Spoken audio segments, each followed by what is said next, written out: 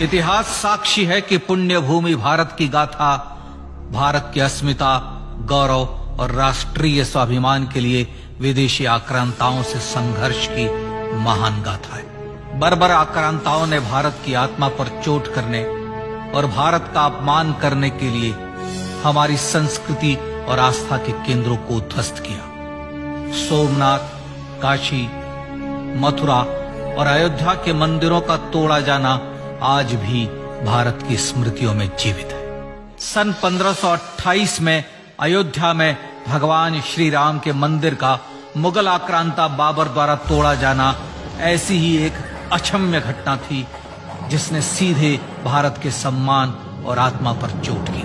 कारण साफ था, अयोध्या के श्री राम के मंदिर पर आक्रमण भारत की आत्मा पर आक्रमण था। जहां हर भारतीय के रोम रोम में राम बसते हैं, वह भारत यह अपमान कैसे सहता। राम मंदिर पर आक्रमण भारत को आहत कर गया था। विदेशी हमलावर अपनी बर्बरता दिखाते गए और भारत अपने आत्मगौरव को फिर से पाने के लिए संघर्ष करता रहा।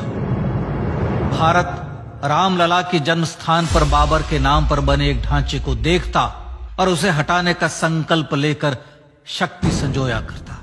हिंदू समाज आत्मसम्मान के रण में डटा रहा और लगातार हमलावरों द्वारा बनाए गए बाबरी ढांचे को हटाने के लिए लड़ता रहा। सरयू कई बार रक्त से लाल हुई। कभी स्थानीय शासकों ने तो कभी साधु संतों और राम भक्तों ने राम जन्मभूमि की मुक्ति के लिए अपने प्राणों की आहुति दी। 74 बार युद्ध हुए। हम कुछ मोर्चे हारे, पर रण जीतने का संकल्प कभी कम नहीं हुआ। हिंदू समाज तलवारों से रक्त रंजित हुआ, पर उसने हार नहीं मानी।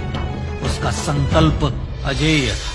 15 अगस्त 1947 को देश की आजादी के साथ सैकड़ों सालों से चले आ रहे इस संघर्ष में नई ऊर्जा और एक नया मोड़ आया। अचानक 23 दिसंबर 1949 को बाबरी ढांचे में श्री राम लला प्रकट हुए। हजारों राम भक्त दर्शन के लिए उमड़ पड़े। तत्कालीन प्रधानमंत्री पंडित जवाहरलाल नेहरू ने उत्तर प्रदेश सरकार को श्री राम लला को विवादित ढांचे से हटाने का आदेश दिया।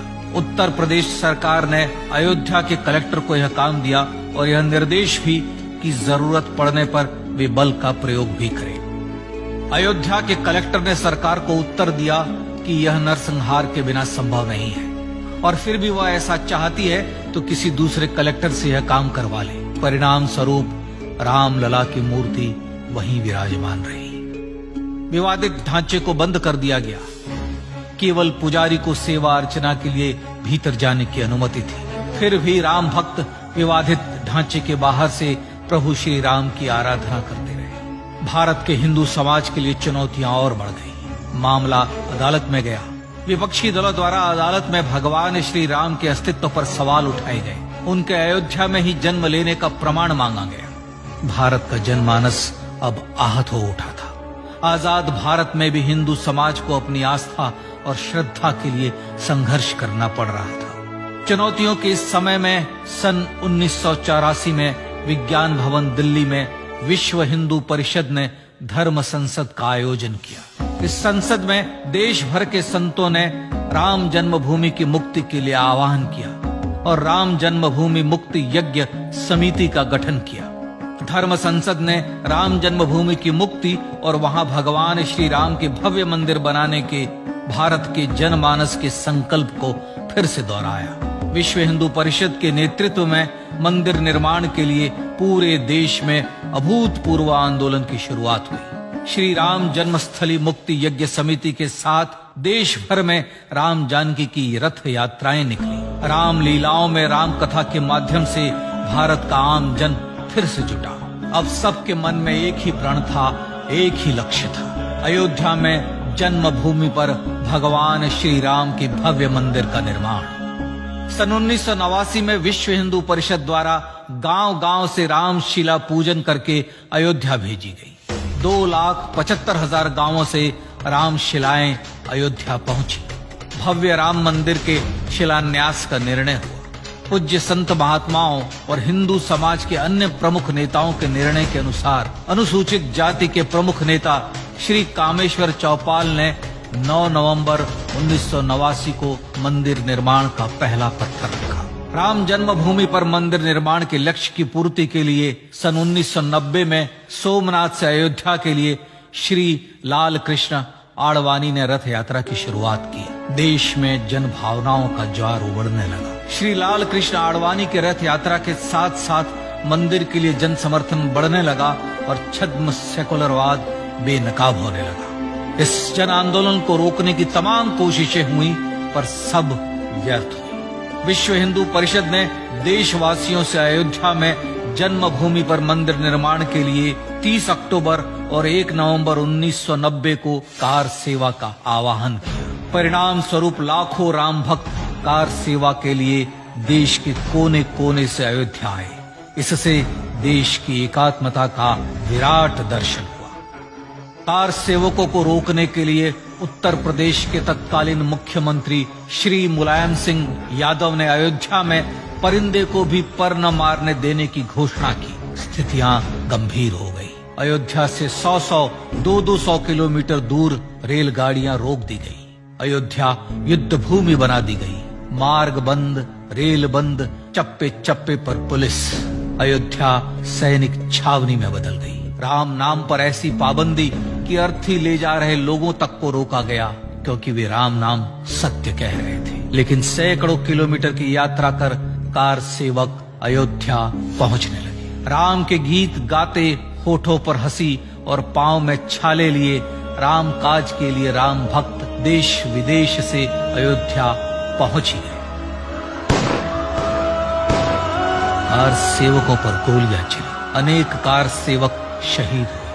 आजाद भारत में जन्मभूमि पर राम मंदिर के लिए कार सेवकों ने फिर एक बार अपना बलिदान दिया, पर कार सेवकों ने विवादित ढांचे पर भगवा फहरा ही दिया और इस तरह कार सेवा सफल हुई। श्री राम जन्मभूमि आंदोलन ने भारत की सुप्त आत्मा को झकझोर कर जगा दिया था। विश्व हिंदू परिषद ने फिर एक बार 6 दिसंबर 1992 को कार सेवा का आह्वान किया।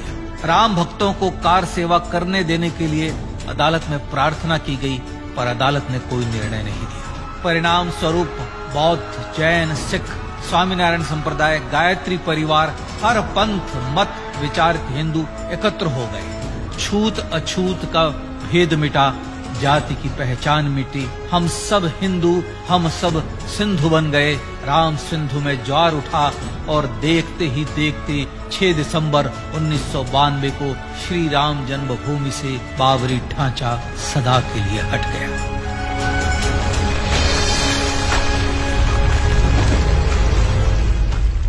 यह क्षण शौर्य, न्याय और सत्यमेव जयते का क्षण था। यतो धर्मस्ततो जय का क्षण था। पर संघर्ष की गाथा यहां जाकर भी नहीं रुकी। छद्म सेकुलरवादियों द्वारा भारत और भगवान श्री राम के इतिहास को झुठलाने के लिए अदालतों में चुनौतियों का सिलसिला चलता रहा, जो 1950 से चल रहा था। हिंदू सिखों के बीच से गुजरते हुए भगवान श्री राम का दर्शन करने के लिए विवश थे। यह स्थिति थी आजाद भारत में श्री राम और राम भक्तों की। पर सत्य को तो जीतना ही था। आखिरकार देश के सर्वोच्च न्यायालय के 5 जजों की खंडपीठ ने 9 नवंबर 2019 को ऐतिहासिक निर्णय दिया और यह कहा कि अयोध्या जन्मभूमि परिसर की पूरी 67 एकड़ भूमि रामलला की, और न्यायालय ने भारत सरकार को जन्मभूमि पर मंदिर बनाने के लिए एक ट्रस्ट बनाने का आदेश दिया। सर्वोच्च न्यायालय के आदेश के अनुसार भारत सरकार ने 5 फरवरी 2020 को श्री राम जन्मभूमि तीर्थ क्षेत्र नाम के ट्रस्ट का गठन किया और राम जन्मभूमि न्यास की भूमि जो सरकार द्वारा अधिग्रहित की गई थी, उसे ही नवनिर्मित न्यास को वापस दे दिया गया। 5 अगस्त 2020 को भारत के प्रधानमंत्री श्री नरेंद्र मोदी ने श्री राम जन्मभूमि तीर्थ क्षेत्र के अध्यक्ष पूज्य महंत नृत्य गोपाल दास, राष्ट्रीय स्वयंसेवक संघ के पूज्य सरसंघ चालक डॉक्टर मोहन भागवत एवं उत्तर प्रदेश के मुख्यमंत्री श्री योगी आदित्यनाथ की उपस्थिति में श्री राम जन्मभूमि पर भगवान श्री राम के भव्य मंदिर के लिए भूमि पूजन कर निर्माण कार्य का शुभारंभ किया। इस तरह लगभग 500 वर्षों से राम जन्मभूमि की मुक्ति के संघर्ष का पटाक्षेप हुआ। अपने आत्मसम्मान और राष्ट्रीय अस्मिता के लिए इतना लंबा संघर्ष विश्व के इतिहास में बेजोड़ है। श्री राम भारत की आत्मा, भारत की परिभाषा, हमारे राष्ट्रीय आदर्शों और जीवन मूल्यों के प्रतिनिधि मर्यादा पुरुषोत्तम हैं, जो हर हिंदू के होठों पर जन्म से मृत्यु तक रहे, बस यही हर हृदय में प्रार्थना होती है। राम भारतीय राष्ट्रीय स्वाभिमान और आसेतु हिमालय से समुद्र पर्यंत तक जन जन को एकात्मता के बंधन में बांधने वाले रक्षा सूत्र है। अयोध्या स्थित श्री राम जन्मभूमि पर बाबर का हमला वास्तव में भारत के स्वाभिमान और राष्ट्रीयता पर हमला था। प्रधानमंत्री श्री नरेंद्र मोदी द्वारा श्री राम जन्मभूमि पर राम मंदिर का पुनः निर्माण न केवल बाबरी मानसिकता का पराभव है, बल्कि संपन्न, सुखी, सुसंस्कृत, सर्वशक्ति संपन्न स्वराष्ट्र का सूर्योदय भी है। यह उस राम राज्य की दिशा में वह कदम है जिसकी अभिलाषा राज राजेंद्र चोल, कृष्णदेव राय, छत्रपति शिवाजी महाराज से लेकर महात्मा गांधी तक ने की थी। अयोध्या में जन्मभूमि पर भगवान श्री राम का मंदिर न सिर्फ राष्ट्रीय गौरव होगा, बल्कि वह श्री राम के आदर्शों का राष्ट्र मंदिर होगा। अब वह महान संकल्प पूरा होने जा रहा है। आइए इस राम यज्ञ, राष्ट्र यज्ञ में जिन ज्ञात और अज्ञात भारतीयों ने अपनी आत्माहुति दी है, उनका पुण्य स्मरण कर उन्हें श्रद्धांजलि दी।